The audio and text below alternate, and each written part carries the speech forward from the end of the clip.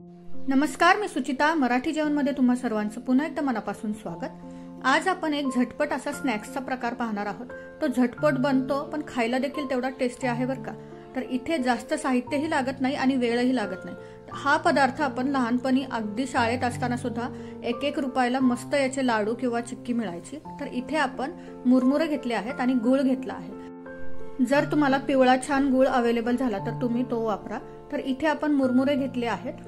गूळ जितका घेतला आहे त्याच्या तिप्पट आपल्याला मुरमुरे घ्यायचे आहेत. तुम्ही वाटीने मोजून घेऊ शकता. तर सर्वात आधी आपल्याला मुरमुरे स्वच्छ करून घ्यायचे आहेत. यामध्ये बऱ्याचदा साळी असतात किंवा खाली असं पांढरी पावडर पडते. तर ही मुरमुऱ्याचीच असते, पण आपण ही स्वच्छ करून घेऊयात. हे चाळून घेतलेलं आहे आणि यानंतर आपल्याला हे मुरमुरे थोडेसे भाजून घ्यायचे आहेत. जर पॅकेट तुम्ही नवीनच खोललेलं असेल आणि ते कुरकुरीत असतील तर तुम्ही तसेही वापरू शकता, पण थोडेसे त्यांना क्रिस्पी केले तर वडी अगदी छान लागते. तुम्ही ते पाहू शकता. असं मुरमुरा दाबला की त्याचा भुगा झाला पाहिजे इथपर्यंत आपल्याला ते भाजून घ्यायचे आहे. आता त्याच कढईमध्ये, कढई गरम आहे आणि त्याच कढईमध्ये मी गूळ घातलेला आहे. गूळ आधी किसून किंवा फोडून घ्यायचा की जेणेकरून मेल्ट व्हायला मदत होईल. आणि त्यानंतर अर्धा चमचा इथे मी साजूक तूप घातलेला आहे. यामध्ये आपण अजिबात पाण्याचा वापर करणार नाहीये, त्यामुळे गुळाला मेल्ट होण्यासाठी तुपाचा मदत होईल. त्यामुळे इथे आपण तूप घातलेला आहे आणि हे व्यवस्थित आपल्याला सतत ढवळत घ्यायचं आहे, नाहीतर गूळ करपून म्हणजे त्याचा कडू वास किंवा कडू चव होते. तर थोडंसं पाण्यामध्ये घालायचं आणि गूळ शिजला आहे की नाही, पाक आपला पक्का झाले आहे की नाही हे पाहण्यासाठी पाण्यात घालायचं. असा त्याचा जे पाण्यात घातलेला गूळ आहे त्याचा तुकडा झाला पाहिजे. त्यानंतर थोडंसं मीठ घालायचं आहे. अगदी पाव चमचा इथे मी खाण्याचा सोडा घातला आहे. तुम्ही इनो देखील वापरू शकता. आता हे आपल्याला अगदी पटकन मिक्स करायचं आहे. तुम्ही इथे पाहू शकता सोडा घातल्यानंतर हे जो गूळ आहे तो छान फसफसला आहे आणि हलका झाला आहे. लगेच आपल्याला यामध्ये हे मुरमुरे घालायचे आहेत आणि हे व्यवस्थित मिक्स करून घ्यायचं आहे. गॅस बंद करायचा की नाहीतर मग गूळ करपेल.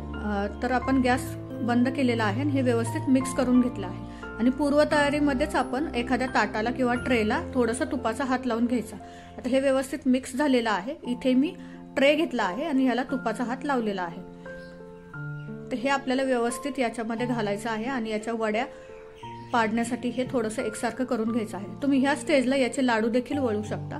तर हाताने थोडंसं जसं सहन होईल तसं दाबून हे व्यवस्थित सेट करून घ्यायचं.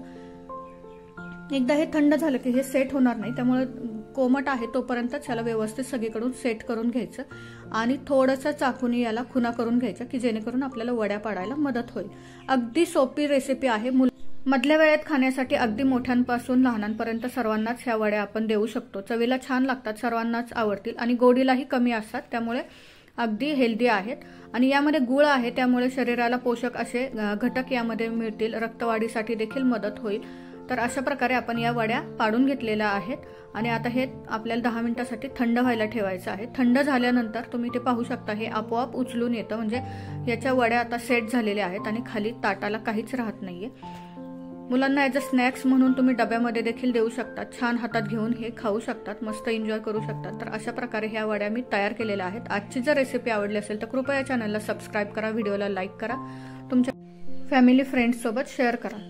पुन्हा भेटत असाच एका छानशा रेसिपी सोबत. व्हिडिओ शेवटपर्यंत पाहिल्याबद्दल धन्यवाद.